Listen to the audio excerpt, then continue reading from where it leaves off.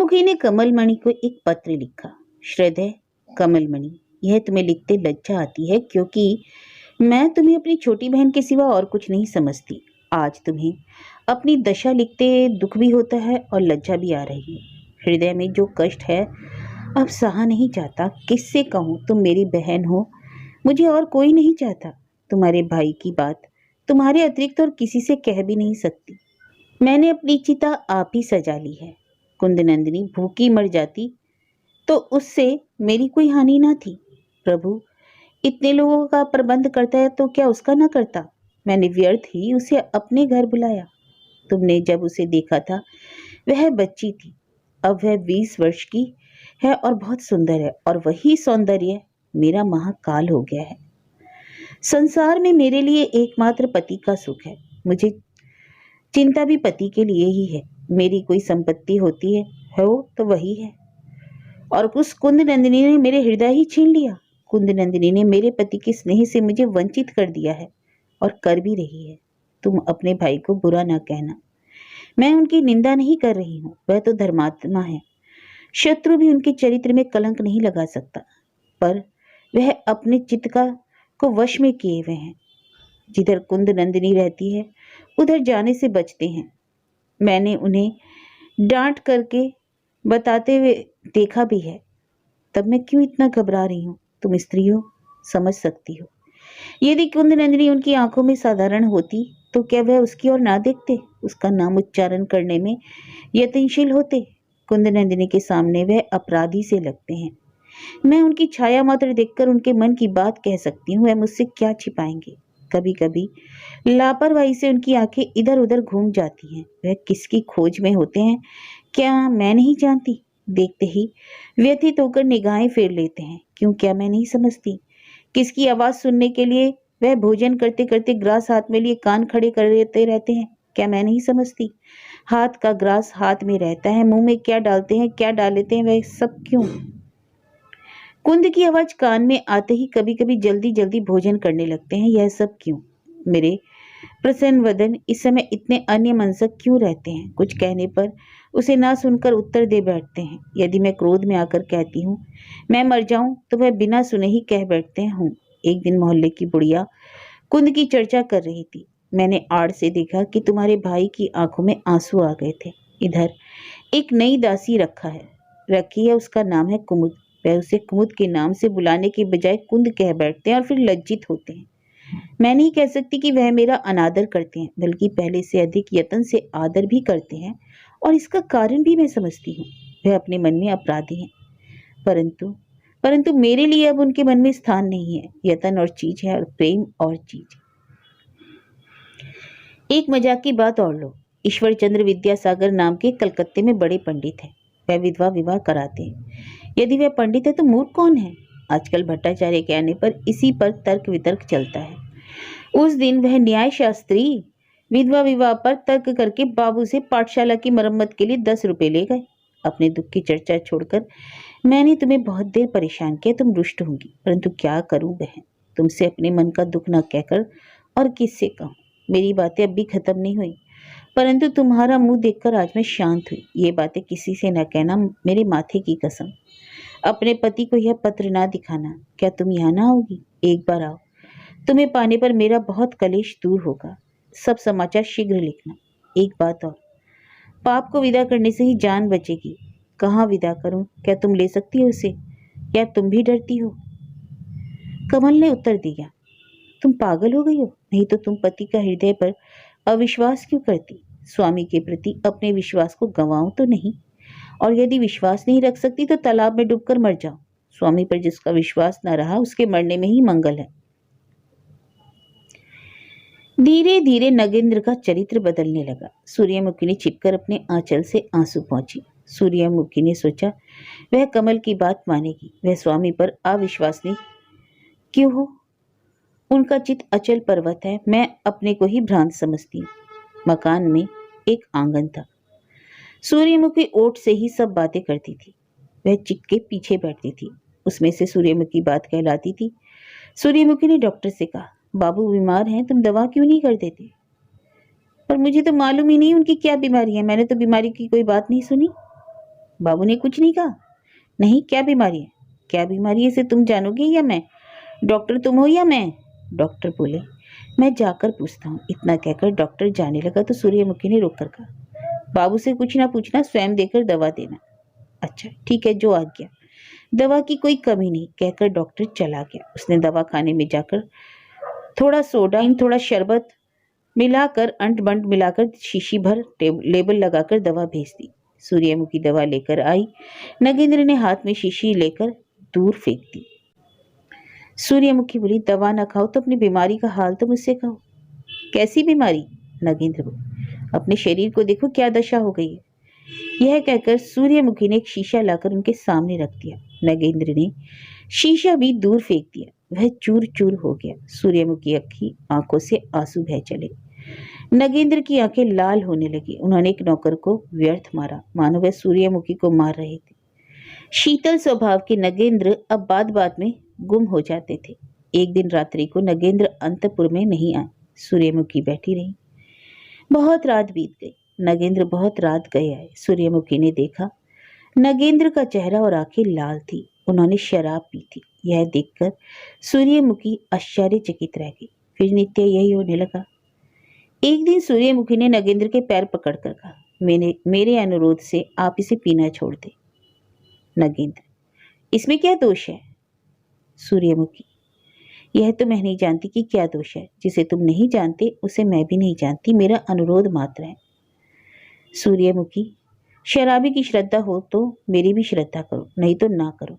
सूर्यमुखी ने अब नगेंद्र के सामने आंसू ना गिराने की प्रतिज्ञा की। उसने दीवान जी से कहला भेजा, माता जी से कहो अब सब कुछ गया, कुछ भी शेष ना बचेगा।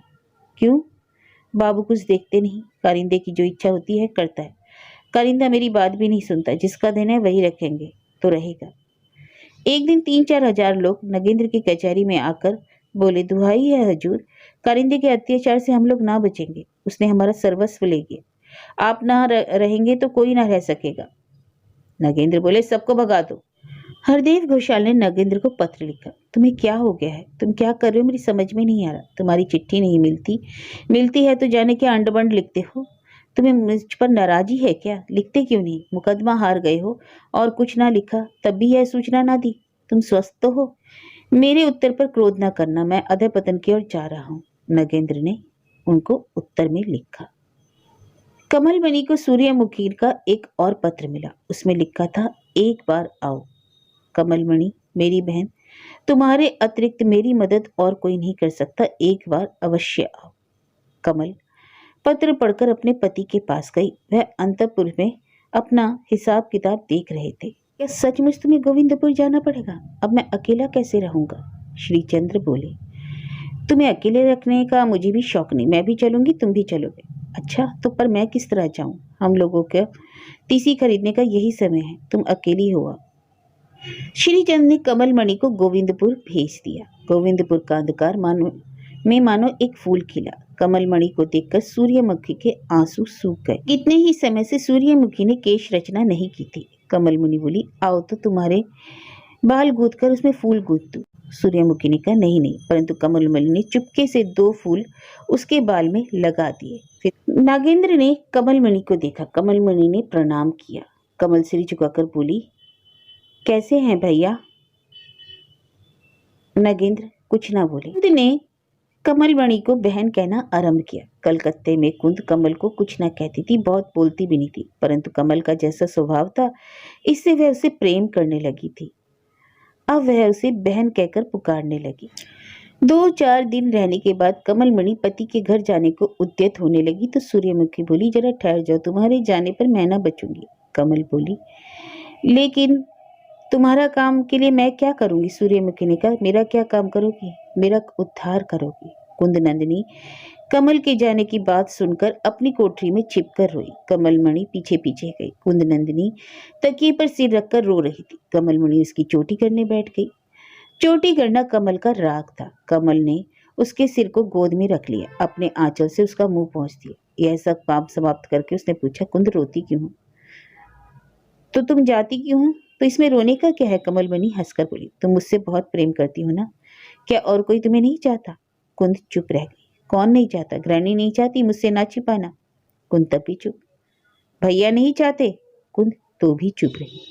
यदि मैं तुमसे कहूं और तुम भी मुझे चाहती हो तो मेरे साथ क्यों नहीं चलती? कुंद फिर भी कुछ ना बोली। कमल बोली, चलोगी मेरे साथ? कुंद ने सिर हिलाकर कहा, नहीं। कमल का मुख गंभीर हो गया। उसने स्नेह के साथ कुंद नंदिनी का सर अपनी गोद में रखकर कहा, कुंद सच कहोगी? क्या? कमल ने कहा, तू मेरी बहन है, मुझसे कुछ छिपाना नहीं। मैं किसी से नहीं कहूंगी। कमल ने अपने मन में कहा, यदि कहूंगी तो श्री बाबू के कान में। क्या बताऊं? तुम भैया से प्रेम करती हो ना?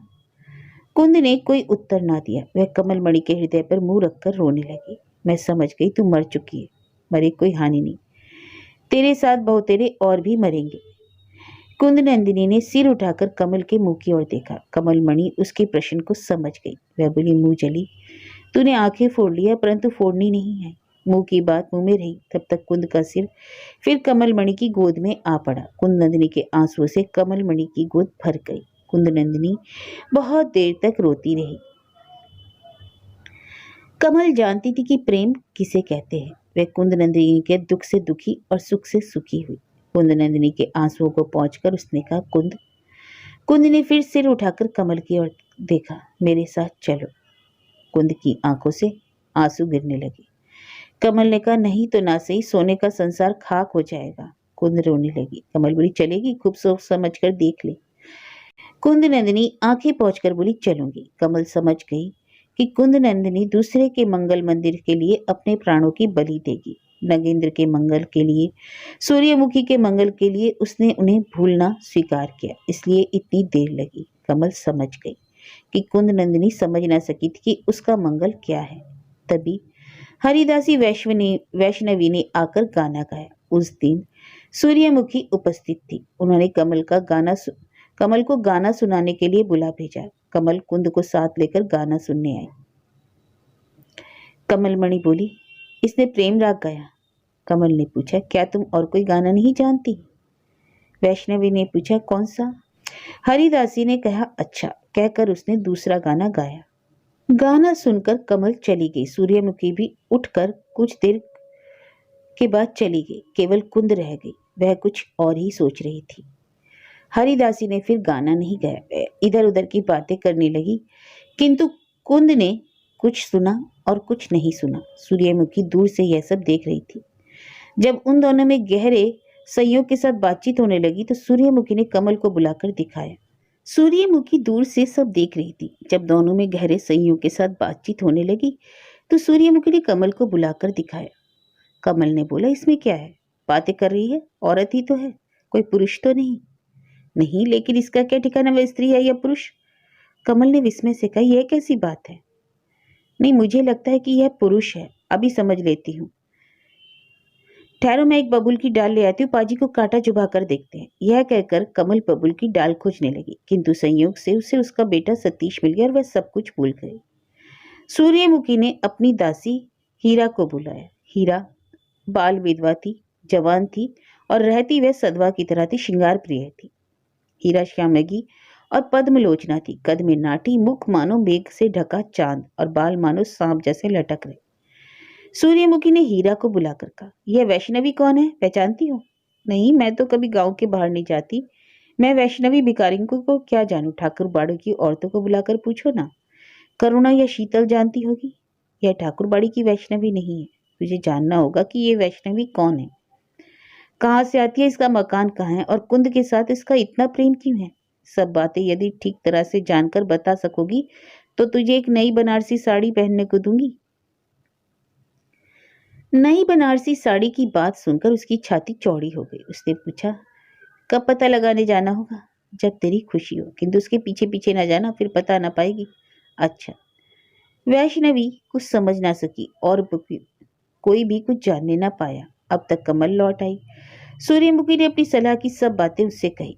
यह सुनकर कमल खुश हुई। उसने हीरा से कहा, अगर हो सके तो पाजी को बबूल की कांटा चुभो दे।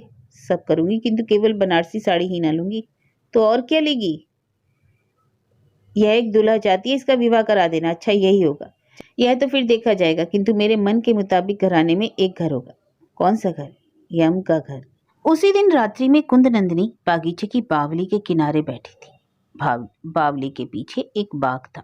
कुंद नंदिनी अंधेरे में अकेली बैठी सरोवर में प्रतिबिंब और तारों से आच्छादित आकाश का प्रतिबिंब देख रही थी। मौलश्री के पत्तों में फुरफुर शब्द हो रहा था। मौलश्री के फूल चुपचाप कुंद नंदिनी के बदन पर चारों ओर झड़ रहे थे। पीछे से चमेली जूही की झाड़ियों से सुगंधी आ रही थी। चारों ओर अंधकार में जुगनुओं के झुंड साफ पानी के ऊपर चमकते और बुझते फिर रहे थे। मेघ के टुकड़े आकाश में रास्ता भूलकर भटक रहे थे। कुंद नंदिनी सोच रही थी, सभी मर गए। माँ मरी, भैया मरे, बाबा मरे, पर मैं क्यों नहीं मरी? नहीं मरी तो यहाँ क्यों आई? क्या भले आदमी मरकर तारे बनते हैं?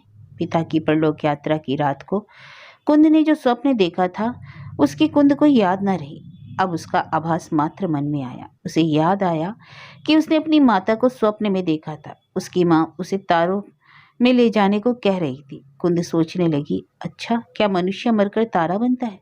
तब तो माता पिता सभी नक्षत्र हैं। वे लोग कौन से तारे हैं, यह मैं कैसे जानूं? चाहे जो हो, मुझे तो वे देख रहे होंगे, परंतु रोने से क्या होगा? मेरे भाग्य में तो रोना ही है। कैसे मरूं? पानी में डूबकर? यहाँ तो कोई नहीं है, कोई सुन भी ना सकेगा। जरा उनका नाम जवान पर तो ले आऊं ना। नगेंद्र, नगेंद्र, नगेंद्र, मेरे नगेंद्र। मैं कौन होती हूँ तुम्हारी? तुम तो सूर्यमुखी के नगेंद्र हो। किसका नाम लेती हूँ? किंतु क्या हुआ यदि सूर्यमुखी के साथ उनका विवाह ना होकर मेरे साथ होता? दूर, डूब के ही मरूंगी। अच्छा, मानो अभी डूबी तब सभी लोग सुनेंगे। सुनकर नगेंद्र, फिर कहती हूँ नगेंद्र, नगेंद्र सुनकर क्या कहेंगे? डूब के मर ना सकूंगी, विष खा के तो मर सकती हूँ, किंतु कौन सा विष खाऊं? विष कहाँ पाऊंगी? कौन मुझे विष लाकर देगा? मर सकती हूँ, परंतु आज नहीं। शायद वह भी मुझे चाहते हो। कमल यह कहते कहते चुप हो गई। अच्छा, क्या यह बात सच है? किंतु कमल को कैसे मालूम हुआ? वो पूछ ना सकी। वह क्यों चाहते हैं? क्या देखकर चाहते हैं? रूप या गुण? रूप देखूं, यह कहकर वह स्वच्छ सरोवर में अपना प्रतिबिंब देखने गई। वहीं जाकर बैठ गई। मुझसे सूर्यमुखी सुंदर है, मुझसे तो हरिमणि भी सुंदर है। वह रो पड़ी। मुझसे हीरा भी सुंदर है। क्या वह सचमुच सुंदरी है? सांवली होने से क्या होता है? उसका चेहरा मुझसे सुंदर है।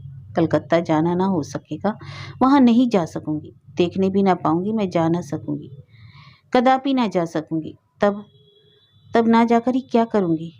यदि कमल की बात सत्य है, तो जिसने मेरे लिए इतना किया उसका मैं सर्वनाश का कारण बनूंगी। मैं समझती हूँ सूर्यमुखी के मन में कुछ आया है। मुझे जाना ही पड़ेगा, इसी से डूब मरती हूँ। मरूंगी और अवश्य मरूंगी।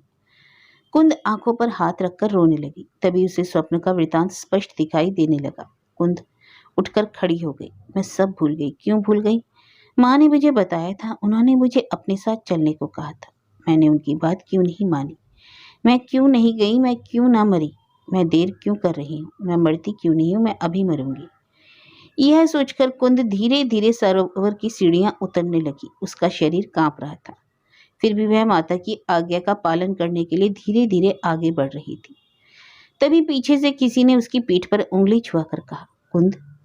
कुंद ने अंधकार में देखकर पहचान लिया, नगेंद्र थे। वह बोले, कुंद, तो उसी दिन क्यों ना मरी? कुंद मन में सोच रही थी, नगेंद्र, क्या यही तुम्हारा सुचरित्र है? यही तुम्हारी शिक्षा है?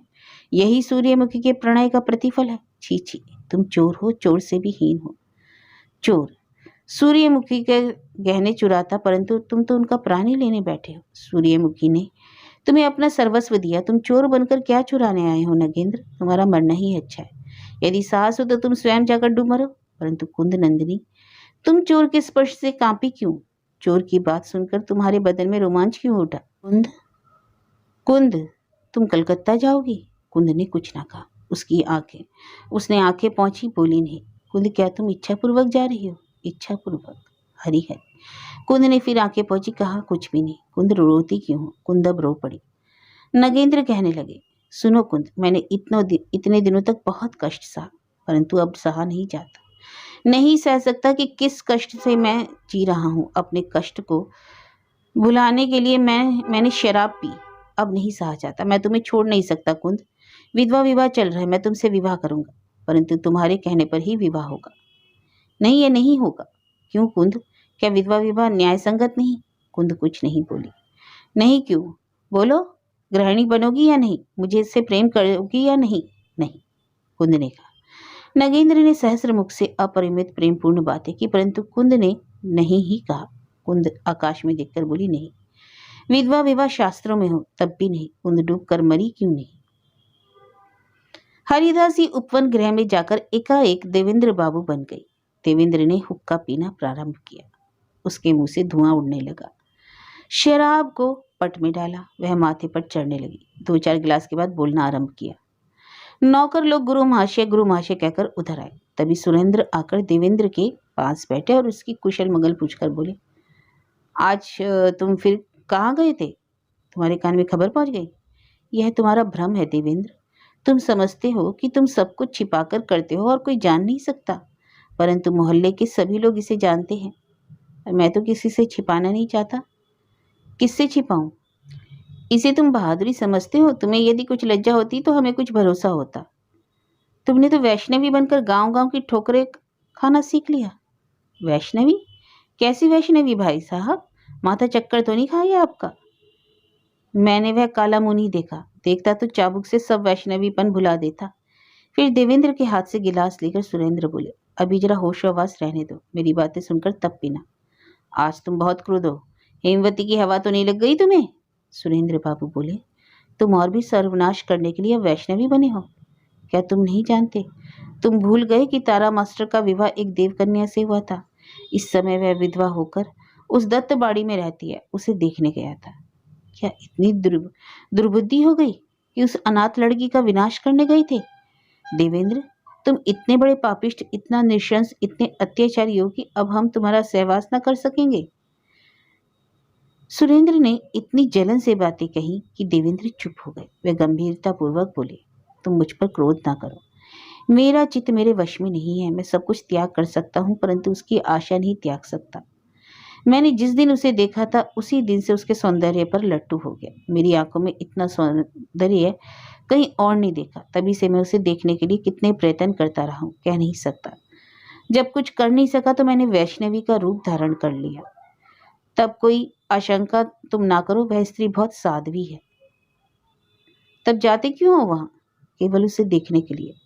उससे देखकर, उससे बातें करके, उसे गाना सुनाकर मुझे शांति मिलती है। मैं कह नहीं सकता। मैं तुमसे सच कहता हूँ कि यदि तुम इस दुष्प्रवृत्ति का त्याग न करोगे तो तुम्हारे साथ मेरी बातचीत आज से बंद। मैं तुम्हारा शत्रु हो जाऊंगा। अरे तुम ही तो मेरे एकमात्र प्रिय हो। मैं अपना सब कुछ छोड़कर भी तुम्हें नहीं छोड़ सकता, परंतु यदि तुम मुझे छोड़ना चाहो तो वह स्वीकार है, पर मैं कुंद नंदिनी की आशा नहीं छोड़ सकता। तब ऐसा ही हो। यह तुमसे मेरी अंतिम भेंट है। यह कहकर सुरेंद्र चले गए।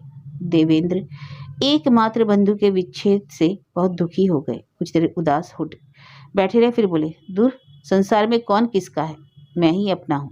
यह कहकर उन्होंने फिर से गिलास में शराब भरी और उसको पिया। उनका चित्त प्रसन्न हो उठा और वह फिर मस्त होकर गाने लगे। सब लोग चले गए। देवेंद्र नौका शून्य नदी के बीच अकेले बैठे तरंग में डुबकियां लगा रहे थे। आकाश में चांद की चांदनी थी। तभी खिड़की के पास कुछ खड़खड़ाहट हुई। देवेंद्र बोले, कौन कौन झिलमिली उठा रहा है? उन्होंने खिड़की से देखा, एक स्त्री भागी जा रही है। स्त्री को भागते देख देवेंद्र खिड़की खोलकर उधर कूद कर उसके पीछे लड़खड़ाते हुए चले। स्त्री भागना चाहती तो भाग जाती, परंतु इच्छापूर्वक नहीं भागी। देवेंद्र ने उसे पकड़ा, परंतु अंधकार में पहचान नहीं सके। शराब की झोंक में बोले, वाह वाह। वह उसे कमरे के अंदर खींचकर ले आए और बोले, तुम किसकी औरत हो? आज तुम लौट जाओ। अमावस्या को पूड़ी हलवा से पूजा करूंगा, आज थोड़ी ब्रांडी पिए जाओ। यह कहकर उन्होंने उस औरत को कमरे में बैठाकर उसके हाथ में शराब का गिलास दिया। वह स्त्री उसे हाथ में लिए बैठी रही। तब वह रोशनी उठाकर स्त्री के मुंह के पास ले गया। बोला, तुम कौन हो जी? तुम तो पहचानी पहचानी सी जान पड़ती हो। कहीं देखा है तुम्हें? मैं हीरा हूँ। हीरा? कहकर उछल पड़े। फिर हीरा को प्रणाम कर हाथ में गिलास लिए उसकी स्तुति करके पूछा, कहो तुम्हारा कैसे आना हुआ? क्या मैं जान सकता हूँ? हीरा समझ गई थी कि हरिदासी वैष्णवी और देवेंद्र बाबू एक ही हैं, किंतु देवेंद्र वैष्णवी के वेश में दत्त घराने में क्यों आते जाते यह जानना सहज नहीं था। हीरा बड़ा दुस्साहस करके इस समय देवेंद्र के घर आई थी। वह चुपचाप बाग में प्रवेश कर खिड़की के किनारे देवेंद्र की बातचीत सुन रही थी। सुरेंद्र के साथ देवेंद्र की बातें सुन हीरा अपना कार्य सिद्ध कर लौट रही थी और जाते समय असावधानी से झिलमिली टूट गई और इसी से यह बखेड़ा खड़ा हो गया। हीरा भागने के लिए व्यस्त थी। देवेंद्र ने उसके हाथ में फिर शराब का ग्लास दिया। हीरा बोली, आप पीजिए। कहते ही देवेंद्र ने उसे गले के नीचे उतार लिया। उस गिलास से देवेंद्र की शराब की मात्रा पूरी हो गई। एक बार लुढ़क कर देवेंद्र सो गए तो वह उठकर भागी। उस रात हीरा दत्त घराने में नहीं गई। वह अपने घर जाकर सो गई। दूसरे दिन सवेरे जाकर सूर्यमुखी को देवेंद्र का समाचार दिया। देवेंद्र कुंद के लिए वैष्णवी बनकर आता है। हीरा ने यह न कहा कि कुंद निर्दोष है। सूर्यमुखी भी यह नहीं समझी। सूर्यमुखी ने देखा कि कुंद वैष्णवी के साथ चुपके चुपके बातें करती थी, इसलिए सूर्यमुखी ने उसे दोषी माना। हीरा की बातें सुन सूर्यमुखी के नेत्र लाल हो गए। कमल ने भी सुना। कुंद को सूर्यमुखी ने बुलाया। उसके आने पर बोली, कुंद, हम लोग पहचान गए हैं कि हरिदासी वैष्णवी कौन है। हम लोग यह भी जान गए हैं कि वह तेरा कौन है। मैं तुझे भी पहचान गई। हम लोग ऐसी स्त्रियों को घर में स्थान नहीं देते। तू अभी घर से निकल जा, नहीं तो हीरा तुझे झाड़ू मारकर निकाल देगी। कुंद का शरीर कांपने लगा। कमल ने देखा कि वह गिरना चाहती थी। कमल उसे पकड़कर सोने की कोठरी में ले गई। उसने धीरे से कहा, हीरा जो कहती है कहने दो, मुझे उसकी बात पर जरा भी विश्वास नहीं है। आधी रात को घर के सब लोगों के सो जाने पर कुंद नंदिनी बाहर निकली। एक ही वस्त्र में उसने सूर्यमुखी का घर त्याग दिया। रात बहुत अंधेरी थी, कुछ कुछ बादल भी थे और रास्ता अज्ञात था। कुंद नंदिनी की इच्छा थी कि वह एक बार नगेंद्र दत्त को उसकी कोठरी में खिड़की की राह से देख ले। एक बार उन्हें देखने से उसकी छाती ठंडी हो जाती। वह उनका शयन गृह जानती थी। कुंद नंदिनी मुग्ध नेत्रों से उस खिड़की से आते हुए प्रकाश को देखने लगी। वह वहां जा न सकी। उनके शयनगार के सामने कुछ आम के पेड़ थे। कुंद नंदिनी उन्हीं के नीचे खिड़की की ओर मुंह करके बैठ गई। रात अंधेरी थी, चारों ओर अंधकार था। वृक्ष वृक्ष पर जुगनुओं की चमक होती बुझती थी। आकाश में काले बादल दौड़ रहे थे। केवल दो एक तारे कभी मेघ में छिपते, कभी चमकते। वायु के संचार से खिड़कियां दरवाजे दीवार से टकराकर आवाज कर रहे थे। उल्लू मकान की चोटी पर बैठकर बोल रहे थे। धीरे धीरे खिड़की का शीशा खुला। एक मनुष्य उस प्रकाश में दिखाई दिया। वह नगेंद्र था, किंतु वह प्रदीप की ओर पीठ किए हुए खड़े थे। उन्होंने कुंद को ना देखा। थोड़ी देर में नगेंद्र शीशा बंद करके हट गए। निर्दयी, इससे तुम्हारी क्या हानि हुई? नहीं, कुंद नंदिनी यही तो चाहती थी। सहसा खिड़की में अंधेरा हो गया। आंखों के आंसू पहुंचकर कुंद नंदिनी उठी। उसे जो राह मिली उसी पर चली। कहाँ चली कहीं नहीं पता। कुंद चलती रही। आकाश में बादल दौड़ रहे थे। बिजली हंसी, फिर हंसी। हवा चली, मेघ गरजा। कुंद कहाँ जा रही है? आंधी उठी, पहले शब्द हुआ, फिर धूल उड़ी। वृक्षों के पत्ते तोड़ती हुई हवा आई, फिर बारिश हुई। कुंद कहाँ जाएगी? कुंद ने बिजली के प्रकाश में राह के किनारे एक मामूली घर देखा। मकान के चारों किनारे मिट्टी की चार दीवारी से घिरे थे। कुंद नंदिनी उसी के आश्रय में दरवाजे के पास जा बैठी। वह दरवाजे से पीठ लगाकर बैठी। गृहस्थ जाग रहा था। उसे भय हुआ। आशंका से वह दरवाजा खोलकर देखने लगा। उसने देखा आश्रयहीन एक स्त्री थी। उसने पूछा, तुम कौन हो? कुंद कुछ ना बोली। कौन हो तुम? कुंद ने कहा, वर्षा के कारण यह ठहर गई हूँ। गृहस्थ ने घबराकर कहा, फिर क्या? फिर कहो। वृष्टि के कारण वह ठहर गई हूँ। इस आवाज को तो मैं पहचानती हूँ। ठीक है, घर के अंदर आ जाओ। गृहस्थ ने घर जाकर रोशनी जलाई। कुंद ने देखा वह हीरा थी। समझ गई, तिरस्कार से भागी है। कोई भय नहीं, मैं किसी से ना कहूंगी। एक दो दिन मेरे यहाँ रहो। हीरा का मकान प्राचीर से घिरा था। कुल 2 कोठरियां थी। उन्हें लीप पोत कर साफ किया हुआ था। हीरा के मकान में हीरा और उसकी धाय रहती थी। एक कोठरी में धाय और एक कोठरी में हीरा सोती थी। हीरा ने कुंद को अपने पास बिछौना बिछाकर रात को सुलाया। कुंद लेटी तो सोई नहीं। दूसरे दिन भी उसने उसे वहीं रखा। उसने कहा, आज और कल 2 दिन यहीं रहो, बुरा ना मानना। फिर इसके बाद जहां इच्छा हो चली जाना। कुंद वहीं रही। उसने कुंद को इच्छा अनुसार छिपा कर रखा। घर में ताला लगा दिया, जिससे धाई बिना उसे देखे। बाद में बाबू के घर काम पर गई। दोपहर में आकर उसने कुंद को स्नान और आहार करवाया, फिर ताला लगाकर चली गई। रात में दोनों सो गई। रात में किसी ने दरवाजे की खिड़की खटखटाई। एक आदमी कभी रात में खिड़की खटखटाता था। बाबू के घर का दरबान रात को बुलाने आया करता था, परंतु उसके हाथ की इतनी धीमी आवाज नहीं होती थी। हीरा उठकर देखने गई। बाहर का दरवाजा खोलकर देखा एक स्त्री थी। पहले पहचान ना सकी, बाद में उसे पहचाना। कौन? गंगाजली? बड़ा भाग्य। गंगाजली अहिरन का मकान देवीपुर में था, देवेंद्र बाबू के मकान के पास। उसकी आयु 30-32 वर्ष की थी। साड़ी पहनी थी, हाथ में चूड़ी पहने थी और मुंह में पान था। गंगाजली को देखकर हीरा ने कहा, गंगाजली तुम यहाँ कैसे? गंगाजली बोली, तुझे देवेंद्र बाबू ने बुलाया है। हीरा ने हंसकर कहा, तुझे कुछ मिलेगा क्या? मालती बोली, तेरा मन है, अपने मन की तू बात जान। अभी चल। गंगाजली का नाम मालती था। हीरा ने फिर कहा, मुझे बाबू के घर जाना है, कहकर उसने दिया बुझा दिया और मालती के साथ सज धज कर चली गई। देवेंद्र की बैठक में हीरा अकेली गई। देवेंद्र देवी की आराधना कर रहे थे, होशो हवास ठीक थे।